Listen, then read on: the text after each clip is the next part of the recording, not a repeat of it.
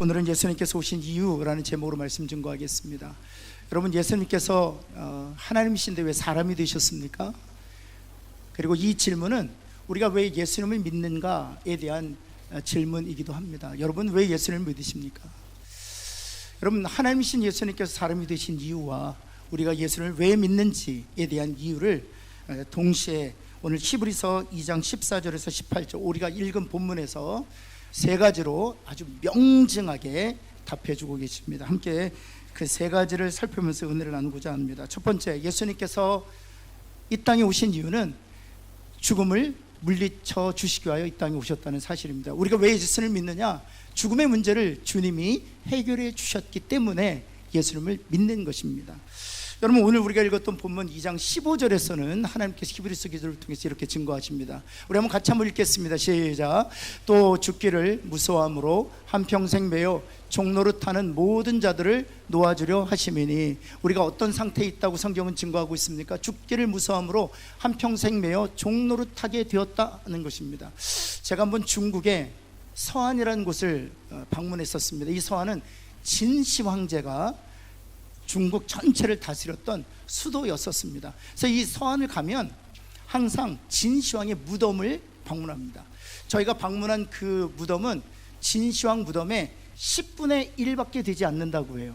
근데 10분의 1밖에 되지 않는 그 진시황 무덤이 얼마나 크냐 하면 축구장 2개 정도의 크기입니다. 어마어마합니다. 끝이 보이지 않아요. 그리고 그 축구장 2개 규모 되는 10분의 1밖에 안 되는 그 무덤 수십만 개의 석상이 나란히 놓여져 있습니다. 근데 저희를 가이드 주셨던 선교사님께서 그 석상 하나를 잘 보라는 거예요. 정말 잘 보았더니 그 수십만 개의 석상이 다 다른 모양과 얼굴을 하고 있었습니다. 그럼 사실 얘기가 그 당시 진시황이 살고 있었던 그때 수십만 명의 인물을 데려다가 이 석공들이 똑같이 조각했다는 거예요. 여러분, 거기엔 고관대작도 있었고요, 노비도 있었습니다. 아녀자들도 있었습니다. 여러분, 칼과 창을 든 병사도 있었습니다. 진시황이 그렇게 큰 무덤에 그렇게 많은 석상들을 묻어두었던 이유가 어디에 있을까? 자신의 무덤과 함께 그 석상들을 묻은 것입니다. 왜요? 죽음이 두려웠기 때문에, 혼자 죽음의 길을 가는 것이 무서웠기 때문에 고관대작들과 아녀자들과 노비들과 칼과 창을 든 군사들과 그 죽음의 길을 가려고 했던 것이죠. 우리가 잘 아는 것처럼 진시황은 죽고 싶지 않아서 불로초 구하려고 사람들을 보냈다는 기록도 우리가 있지 않습니까? 여러분, 이와 같이 모든 사람들은 낮으나 높으나 죽음을 두려워하고요, 그래서 종노릇하고 사는 것이 우리 인간의 형편인 것입니다. 그렇다면 왜 우리가 죽게 되었습니까? 한번 여러분 답해 보시겠습니까? 왜 죽게 되었습니까? 나이가 들어서 몸이 쇠약해져서 그래서 죽는 것입니까? 아닙니다. 그렇지 않습니다. 하나님께서 저와 여러분을 창조하셨을 때 태초의 피조물은 하나님의 형상 곧 영존하시는 생명을 누리시는 하나님과 동일한 형상으로 방식으로 창조되었습니다. 또 사람들 또한 영생하도록 하나님께 창조하셨죠. 그런데 죽음이 찾아왔다는 것이죠. 왜 죽게 되었습니까? 맞습니다. 영생하도록 피조되고 창조된 그 인간이 쇠약해서 죽음을 맞이하는 것이 아니거든요. 여러분, 성경은 이렇게 증거하고 있습니다. 로마서 5장 12절 말씀 볼까요? 그러므로 한 사람으로 말미암아 무엇이 세상에 들어왔다고요? 죄가 세상에 들어왔고요. 죄로 말미암아 무엇이 찾아왔다고요? 사망이 찾아왔다는 것입니다. 그렇습니다. 영생하도록 창조되었던 사람들에게 갑자기 죽음이 찾아온 것은 그가 쇠약해서 죽음을 맞이한 것이 아니라 죄가 들어와서 죽음을 맞이하게 되었다라고 성경은 증거하고 있습니다. 여러분, 그렇다면 왜 죄가 우리에게 사망이라는 결과를 가져다 준 것일까요? 이사야서 1장 2절을 보면 간접적인 단서를 얻을 수 있습니다. 우리 한번 노란색으로 하이라이트 부분만 읽겠습니다. 같이 읽습니다. 시작. 오직 너희 죄악이 너희와 너희 하나님 사이를, 그렇죠, 하나님과 우리 사이를 분리시켰다는 것입니다. set apart라는 영어 단어를 쓰고 있는데요, 나뉘었다, 그런 뜻입니다. 생명을 주시는 하나님으로부터 우리가 분리되었다, 떨어져 나왔기 때문에 더 이상 하나님으로부터 생명을 공급받지 못하게 되어 유한한 생명을 가지고 살다가 유한한 생명이 다 소진되는 날 죽음에 이르게 되었다는 것입니다. C.S. 루이스가 그의 책에서 이것을 이렇게 설명해요. 장미꽃이 있습니다. 이 장미꽃이 원가지에서 끊어졌어요. 그러면 이 끊어진 장미꽃은 며칠 뒤에 죽을까요? 3일, 4일 뒤에 죽습니다. 그러면 제가 묻습니다. 언제 죽은 것입니까? 3, 4일 죽게 되었을 때 죽은 것입니까? 아니면 원가지로부터 끊겨졌을 때 죽게 된 것입니까? 그렇죠. 원가지에서 끊겨졌을 때 죽게 된 것이고, 3, 4일 버티게 된 것은 그 꽃이 가지고 있는 유한한 생명 때문입니다. 그 유한한 생명이 다하는 날, 소진되는 날, 그 죽음의 결과가 증상으로 나타나는 것이죠. 우리도 역시 마찬가지입니다. 옆에 있는 분에게 한번 이렇게 축복해 볼까요? 축복은 아닐 수 있습니다. 당신은 죽은 존재입니다. 한번 할까요? 왜 그렇습니까? 생명을 주시는 원가지인 하나님으로부터 우리가 끊어졌기 때문입니다. 무엇 때문에요? 죄 때문에. 죄 때문에 생명을 공급해 주신 하나님께 끊어졌기 때문에 장미꽃은 3, 4일 정도의 유한한 생명을 가지고 있지만 우리들은 약 100년 정도의 유한한 생명을 가지고 있는 거예요. 그 유한한 생명을 가지고 살다가 그 유한한 생명이 다하는 날 죽음의 증상을 보이는 거예요. 여러분, 이렇게 죽음은 죄 때문에 들어오게 된 것입니다. 여러분, 그래서 이 죽음의 문제를 해결하시기 위해서 예수님께서 하신 일이 무엇입니까? 여러분, 2장 14절 말씀 한번 볼까요? 2장 14절 말씀. 자녀들은 혈과 육에 속하였음에 우리는 육체에 속한 존재들입니다. 그도 또한 예수님도 같은 모양으로 혈과 육을 함께 지니셨다는 것입니다. 빌립보서 2장 6절 7절에서도 하나님 되신 예수님께서 하나님과 동등됨을 취할 것으로 여기지 아니하시고 종의 형체를 가져 사람과 같이 되셨다라고 증거하고 있습니다. 이렇게 하나님이신 예수님이 사람이 되신 이유는 다시 2장 14절에 가면 설명되어 있습니다. 죽음을 통하여 죽음의 세력을 잡은 자, 누구를 멸하시기 위하여? 마귀를 멸하시기 위하여. 여러분, 이번 한 주간이 고난 주간입니다. 예수님께서 사람이 되셔서 저와 여러분의 죽음의 문제를 해결하시기 위하여 십자가에서 죽임을 당하셨습니다. 그러나 주님께서는 무덤에 계시지 아니하고 하나님의 능력으로 죽은 자 가운데 다시 살아나셨습니다.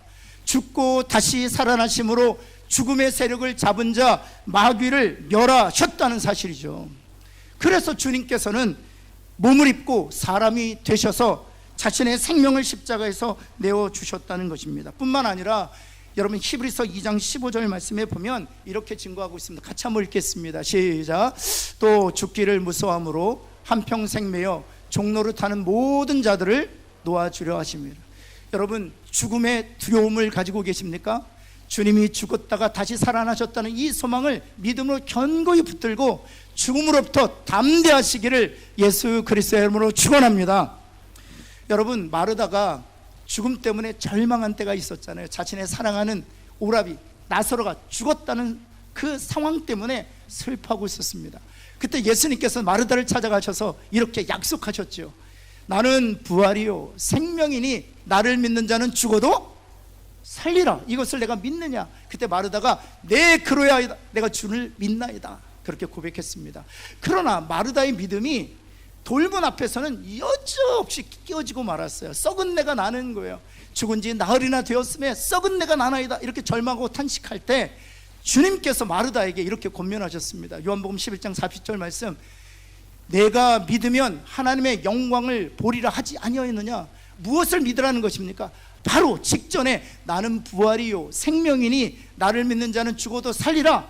이것을 내가 믿느냐라고 마르다에 도전하셨죠. 이것을 믿으면, 이 약속을 믿으면, 이 언약을 믿으면 하나님의 영광을 보리라. 다시 말해서 죽은 나사로가 하나님의 능력으로 말미암아 다시 살아나는 것을 내 눈으로 보게 될 것이라는 것입니다.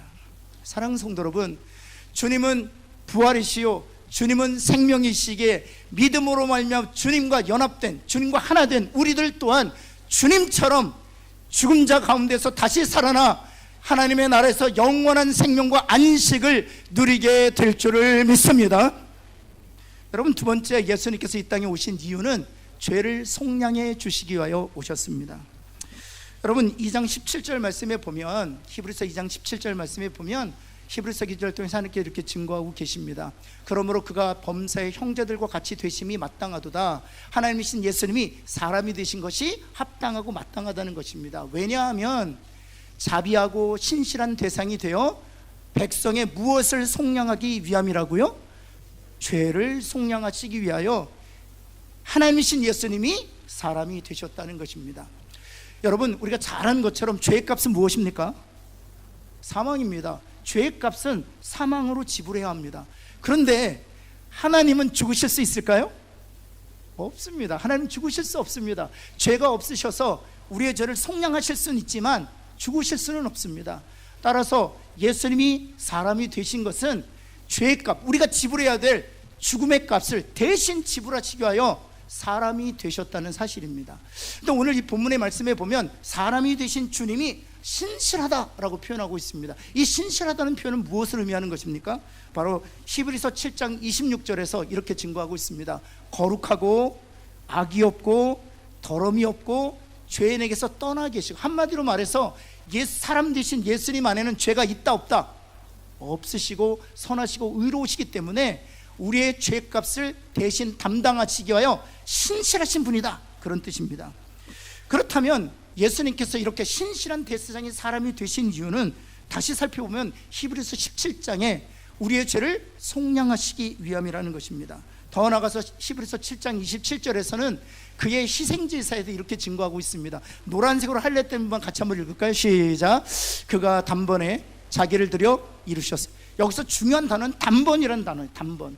2000년 전에 예수님께서 자신의 몸을 희생제물로 드려 십자가에 죽으심으로 우리의 죄를 영원히 속죄하셨다는 것입니다. 다시 제사 드릴 필요가 없다는 것이죠.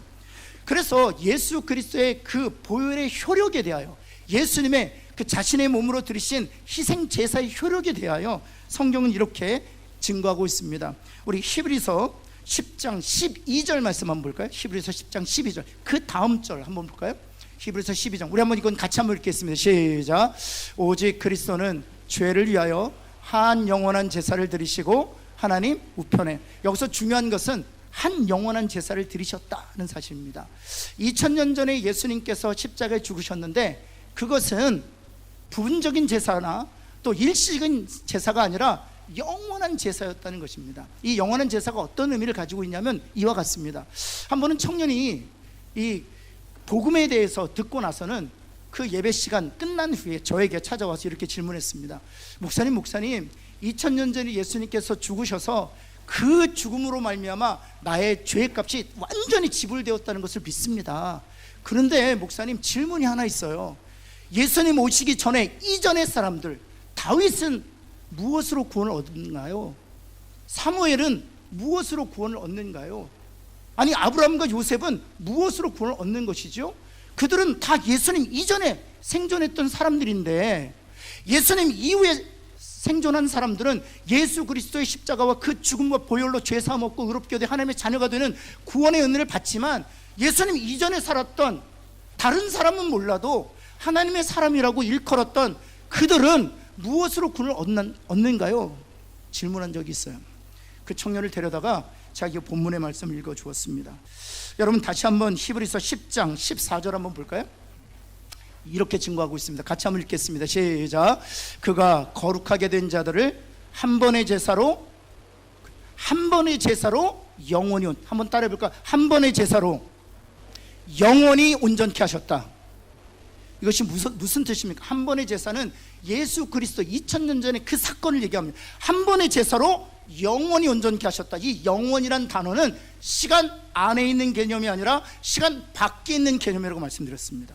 따라서 이 시간 밖에 있는 개념이라는 것은 예수 그리스도의 십자가 구속의 사건이 과거로 나아가서 아담에게까지 미치고, 이 구속의 사건이 미래로 나아가서 예수님이 재림하시는 날 이 땅에 마지막으로 존재하게 될 하나님의 택하신 백성에게까지 미친다는 것을 의미하는 것입니다. 한 번의 제사로 영원한 속죄를 이루셨다는 것은 바로 십자가의 사건이 과거로 미치고 미래로 미치어서 온 인류의 죄를 속하였다는 뜻입니다. 이것을 개인적으로 적용하면 어떤 이는 10대에 예수님을 믿으셨을 거예요. 어떤 이는 30대에 예수님을 믿으셨을 것이고요. 어떤 이는 50대에 예수님을 믿으셨을 것입니다. 언제 예수를 믿었든지 전혀 상관없어요. 예수를 믿는 그 순간 그리스도의 보혈은 과거로 미칩니다. 태어날 때부터. 그리고 그리스도의 보혈은 우리가 하나님의 부르심을 받을 때까지 미치는 것이죠. 그래서 그리스도의 그 단번의 사건이 우리의 죄를 영원히 속하는 것이에요. 이것은 무엇을 의미하느냐? 하나님께서 우리의 죄를 찾으시려고 해도 찾을 수 없도록 하나님께서 그리스도의 보혈을 우리의 전체를 덮으셨다는 것입니다. 사랑하는 성도 여러분, 예수님께서 이 땅에 사람이 되신 것은 우리 대신 죄값을 지불하심이요 단번에 들이신 그 제소로 말미암아 우리의 과거의 죄, 현재의 죄, 앞으로 지을 미래의 죄까지 그리스도의 보혈로 다 속량받았음을 믿는 저와 여러분 되기를 예수 그리스도 이름으로 축원합니다. 그것이 바로 한 번의 제사로 영원히 온전케 하셨다는 의미예요. 여러분, 근데 이 온전케 되었다라는 영어 단어는 어떤 단어를 쓰고 있냐면 perfect라는 단어를 쓰고 있어요. perfect. 예수 그리스도의 그 십자가로 우리는 하나님 앞에서 퍼펙트한 존재가 되었다는 거예요. 좀 부끄럽지만 옆에 있는 분 축복합시다. 예수님의 십자가로 당신은 퍼펙트한 존재가 되었습니다. 한번 할까요? 여러분, 하나님께서 이 시간 여러분에게 더 강력한 믿음을 허락해 주셔서 한 번의 제사로 내가 영원히 온전케 되었다는 분명한 확신을 가지고 사는 그런 귀한 하나님의 사람들 되시기를 예수 그리스도의 이름으로 축원합니다. 그럼 마지막입니다.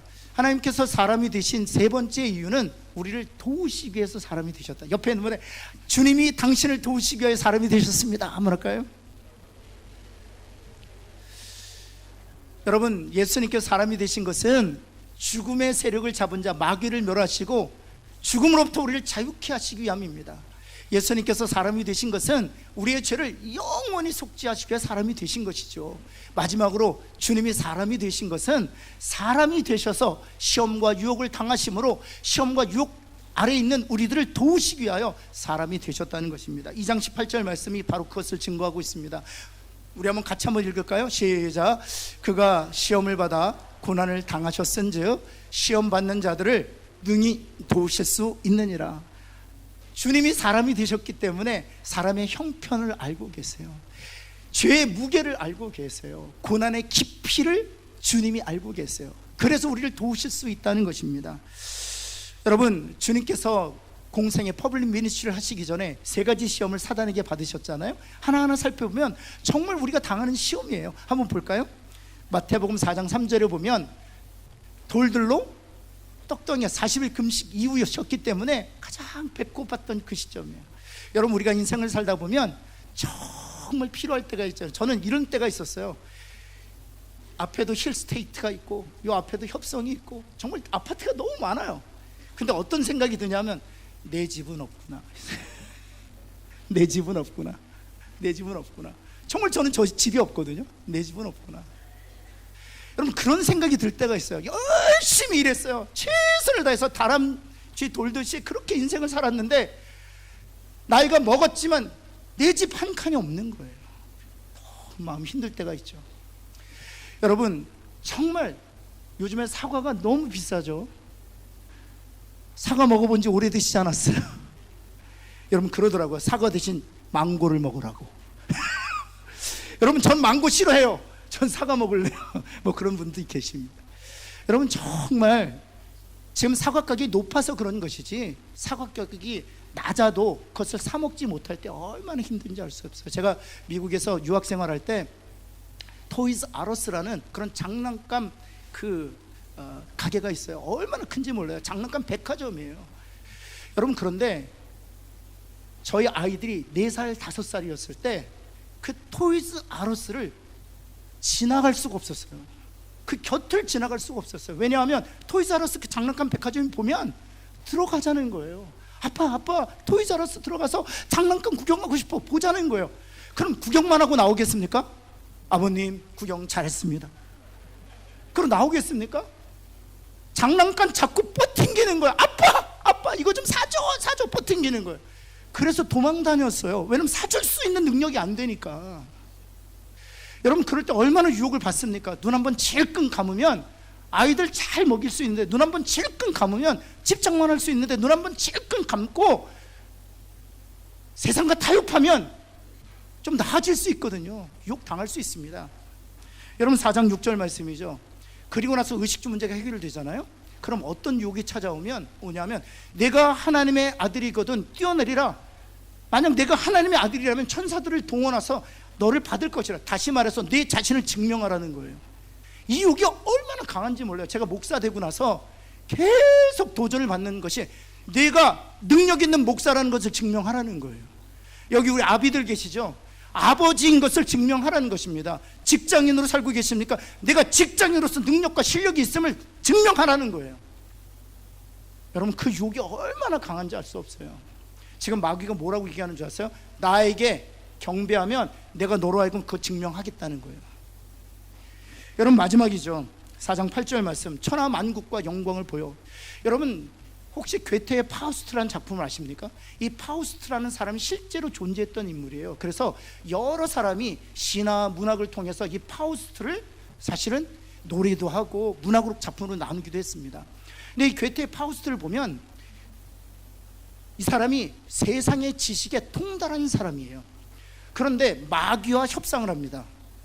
금지된 지식, 이 세상의 지식이 아니라 그것을 뛰어넘고 초월하는 지식을 마귀가 주면 그 대신 내가 영혼을 너에게 바치겠다는 거예요. 실제로 마귀가 세상을 초월하는 세상의 이치를 통달하는 지식을 줍니다.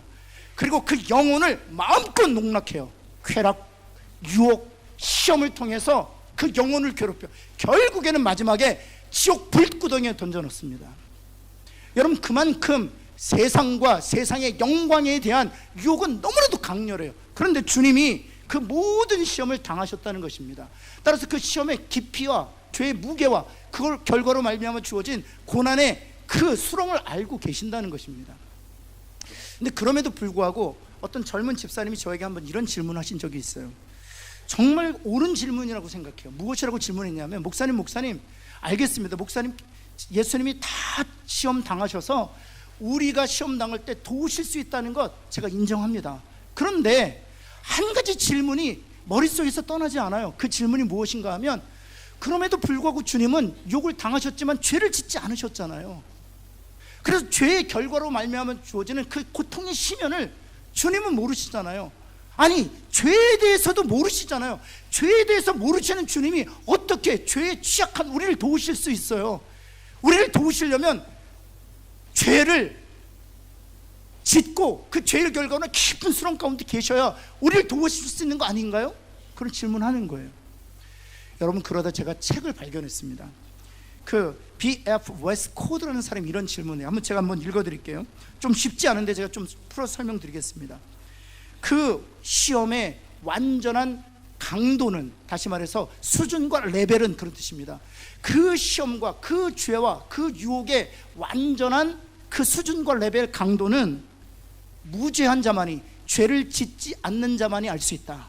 그리고 나서 그 다음 장에서 이렇게 설명합니다. 유혹에 넘어지는 자는 최상의 압력을 겪기 전에 굴복하는 것이다. 여러분, 이것이 어떤 뜻인가 하면, 죄와 시험과 유혹의 강도가 10이라고 합시다.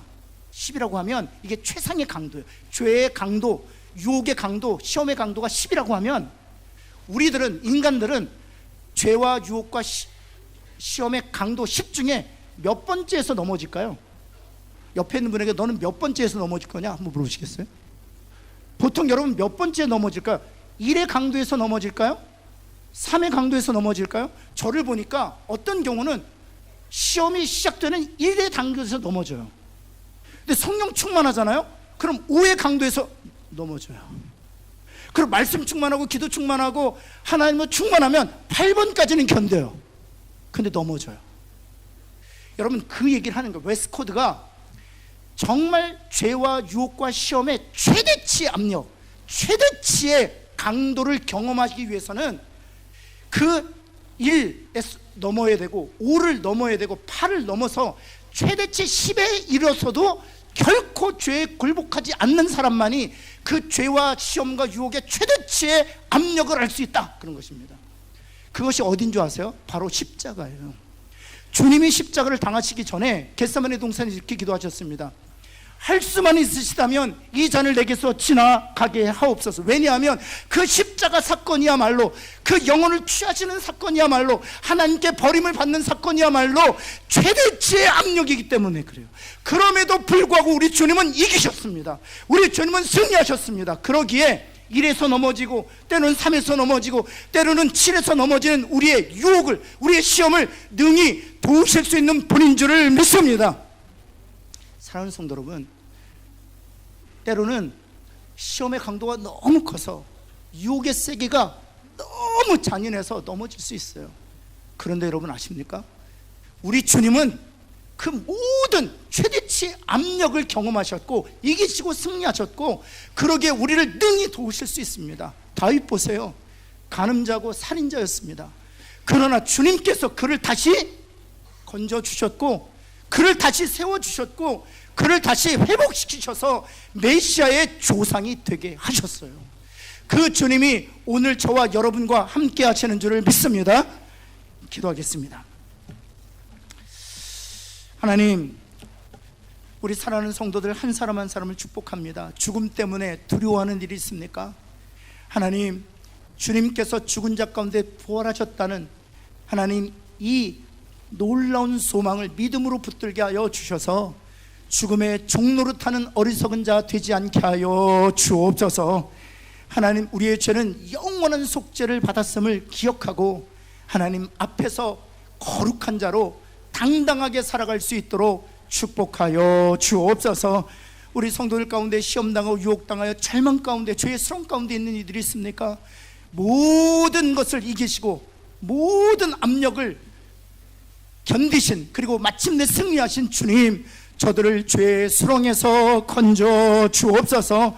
시험당하지 않게 하시고 모든 악으로부터 지키시고 보호하여 주옵소서. 예수 그리스도의 이름으로 간절히 기도합니다. 아멘.